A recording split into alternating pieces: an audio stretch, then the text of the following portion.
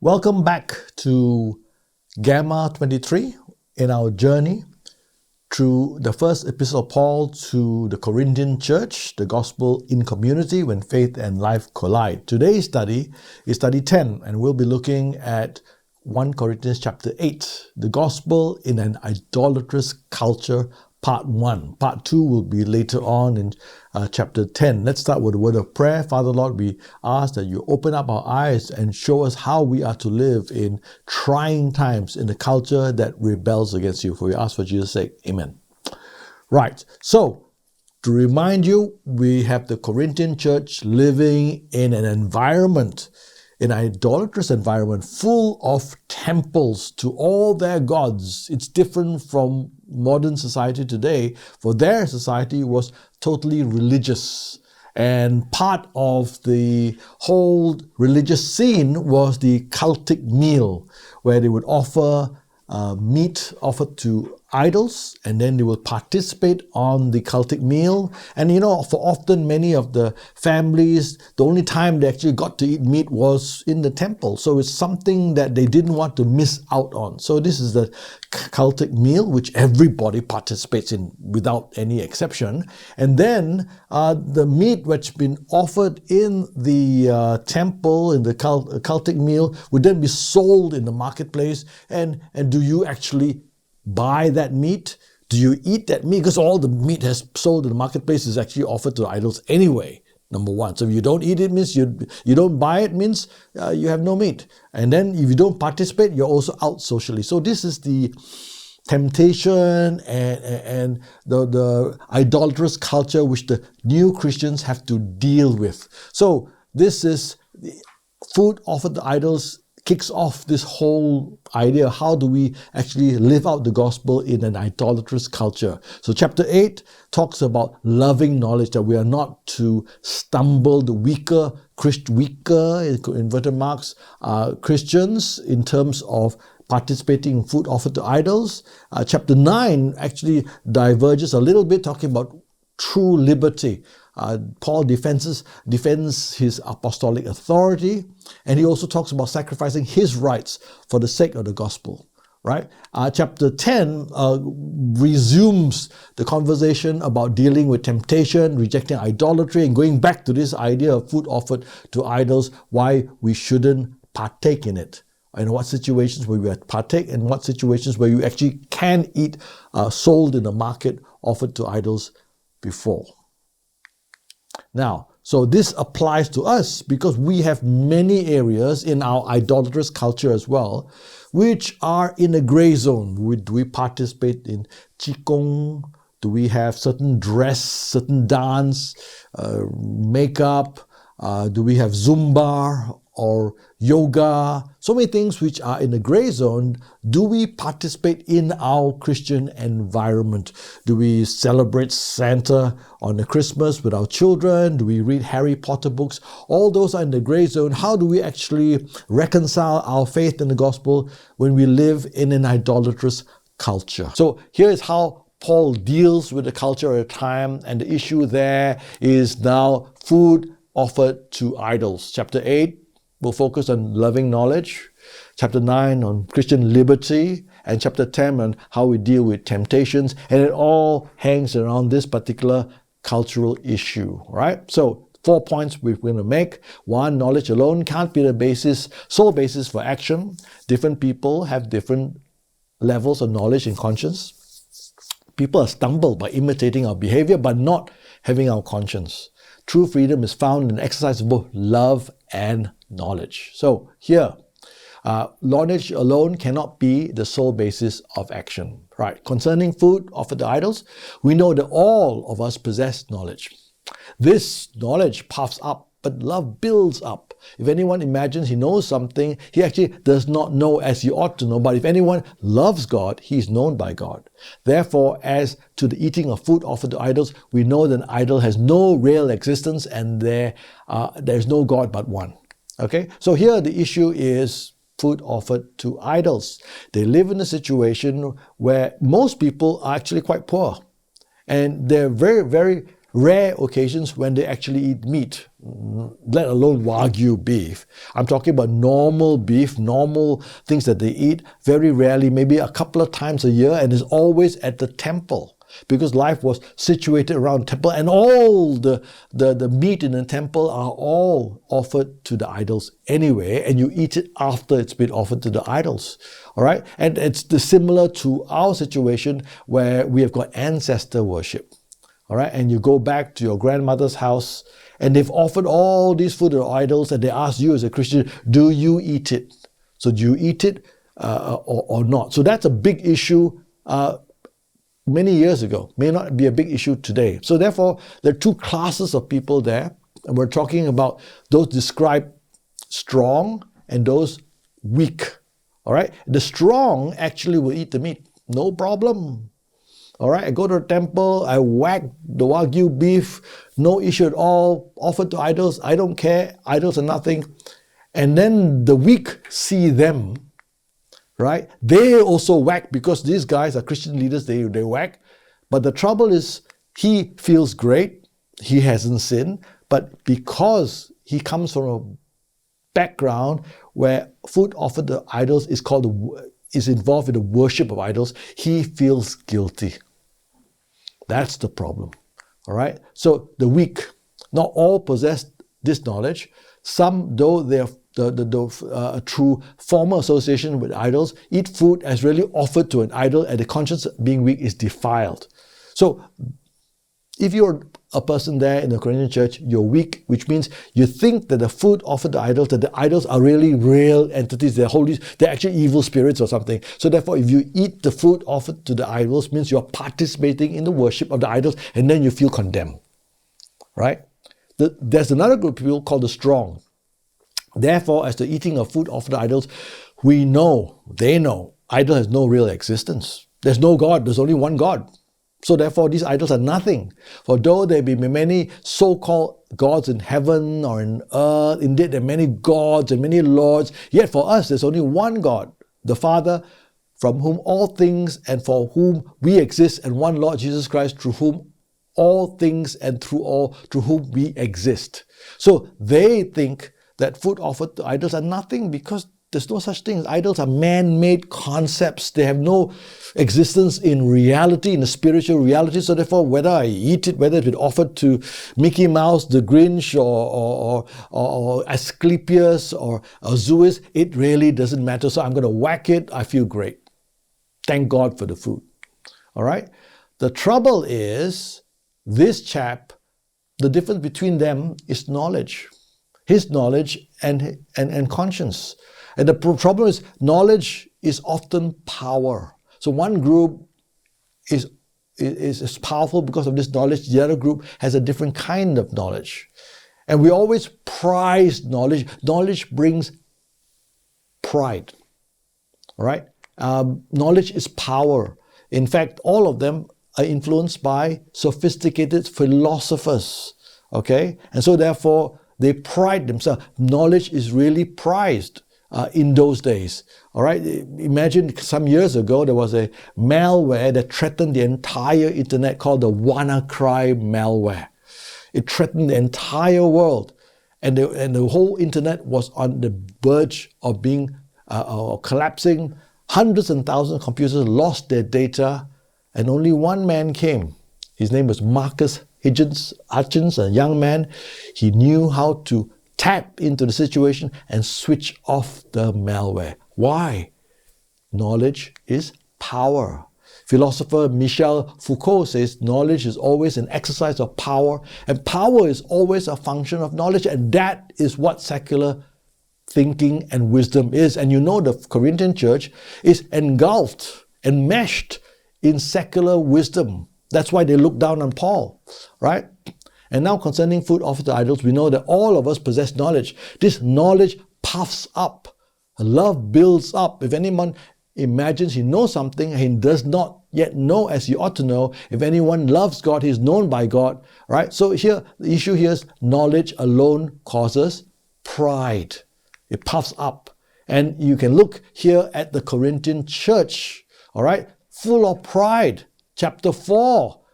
you're puffed up in favor of one another. So who's got more knowledge is superior to the ones who got less knowledge. Or they use that knowledge in order to boast. In chapter 4, you are arrogant. At chapter 5, arrogant 3 times. So therefore, knowledge causes pride, and pride causes divisions. Knowledge cannot exist alone. All right? Now, the thing about knowledge puffs up, love builds up. If anyone imagines he knows something, he does not yet know as he ought to know. See, just because you think you know something, you know everything, means you actually know nothing. That's what Paul is trying to say. Our knowledge is truly always deficient. All right? So if you think you know everything, it means you really don't really know. This is the symbol for one of the greatest universities in the world, actually started by Christians, called Harvard. And Harvard actually has 3 books: Open, Veritas. Open, and this book is actually closed. And the Christian founders of Harvard University actually believe knowledge is not complete. All right, there are parts which they're humble enough to admit they don't know. You look at the modern Harvard crest, all 3 books are open. It reflects modern secular wisdom that we know everything. All right, so the proof of true knowledge includes love. If anyone loves God, he is known by God. All right? The important thing is not what you know, but actually whether God knows you. All right? And love is a sign or evidence of that. Galatians says, formerly you did not know God. You were enslaved to those that were by nature not gods, but idols. But now you have come to know God rather than be known, rather be known by God. So actually when you come to know God, it's actually not you knowing God, it's actually God knows you and brings you back to himself. So here, the proof that true knowledge includes love. So anyone loves God, he's known by God. So if God knows you and calls you, you automatically love him. So love is that proof. Love is the evidence of true knowledge. True knowledge always results in love. So if God knows you and you know God, the product that comes out is not pride. The product that comes out is love. That is what Paul is saying. That's why they're fighting for nothing. All right? Because they don't really have true knowledge. They have knowledge without love. All right? So here we've got the 2, the strong and the weak, and the difference that divides them in knowledge. All right? And so therefore this chap is trying to follow this chap. He doesn't have the same conscience, so therefore he will feel condemned. So you actually cause him to be condemned. Right? So different people have different levels of knowledge and consciences. So therefore, this knowledge is different for both of them. All right? Now, whoever has doubts is condemned if he eats, because the eating is not from faith, for whatever does not proceed from faith is sin. So we have to be consistent with our faith. If we believe in something, our conscience tells us is correct, and we follow that, it is by faith, it is right. If we believe something is wrong and we go against our conscience, therefore we have sinned. So here we actually have knowledge and experience. So here we have the weaker brothers who have actually got knowledge, all right, that they actually offered food. They ate food offered to idols, experienced this in their childhood, and this forms their conscience, and they follow their conscience because they've actually participated in food offered to the idols before in the past, and it is actually worship of idols, so therefore they shouldn't eat. Now, if they go against their own conscience, simply because they saw other people eating it, then it is basically a sin. So different people have different levels of knowledge and consciousness. And this is important because the church is made out of so many different people with different levels of knowledge and different levels of consciousness all the time. So people are stumbled by imitating our behavior and not having our conscience. All right. So here we have President Obama visiting Saudi Arabia when he was president, and this chap who was not president before criticized him. Many people are saying it was wonderful. Mrs. Obama refused to wear a scarf in Saudi Arabia, but they were insulted. We have enough enemies. So he judges him. On the other hand, when he became president, he brought his wife, and she also never wore a scarf. Double standards, isn't it? All right. So the here issue is that people are stumbled by imitating our behavior and not having our conscience. Food will not commend us to God. We are no worse off if we do not eat, or better off if we do. But take care that this right of yours does not somehow become a stumbling block to the weak. If anyone sees you who have knowledge eating in the idol's temple, will he not be encouraged? If his conscience is weak, to eat food offered to idols, and by doing so, your knowledge, this weak person is destroyed. The brother for whom Christ died. Right? So here, he's going against his own conscience. Hasty judgment. So therefore, the consequence of stumbling people, by your knowledge, this weak person is destroyed. So therefore, verse 12, by sinning against your brothers and wounding their conscience, it is weak, you sin against Christ. So Romans 14 says, whoever has doubts is condemned if he eats, because the eating is not from faith. Whatever does not proceed from faith is sin. So what the strong are doing is because they are eating the food offered to idols, because they know the knowledge that idols are nothing and their conscience are okay, they eat it, they don't care about other people. And other people see them eating food offered to the idols, and they tell you that idols are nothing. Yes, idols are nothing, their knowledge, but their conscience is not aligned with their knowledge. And so therefore, the other person follows you, and because he follows you, you actually cause them to sin against their conscience, and you actually sin against Christ. That's the consequence. This is what it means by stumbling other people. What is often misinterpreted in stumbling, even by Christian leaders, all right, is you got a professional weak brother. And he is saying anything new, anything novel is wrong. And he tries to basically control you. There was a time in the church where we actually, to bring non-Christians in, we had dog training. Even at a talent show, even at dancing. And all these things are perceived as ungodly. All right, and basically what you're doing is that you don't bring them in because you stumble people. All right, that's actually not stumbling. What you're doing is actually trying to use your standards and controlling other people. Chuck Swindoll writes an interesting story in his book, Grace Awakening, talking about precisely this issue. There was a family, American missionary family, that went to South America and actually stayed in a society, in a community made of missionary families. This family loved to eat peanut butter and jelly sandwiches. Very simple pleasure in life. And they couldn't get peanut butter and jelly sandwiches there. And in fact, among the community of American missionaries there, they decided that they would sacrifice this simple pleasure in life by not having peanut butter and jelly sandwiches, so not taking peanut butter. So for them, it was a sacrifice. So therefore, all godly Christian missionaries, they should sacrifice this.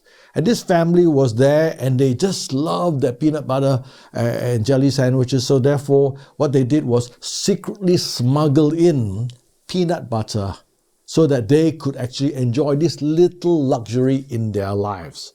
When this was found out by the other missionaries, they gave them a very, very hard time, and saying that if you take this peanut butter and bring it in from the United States, you are actually stumbling other people.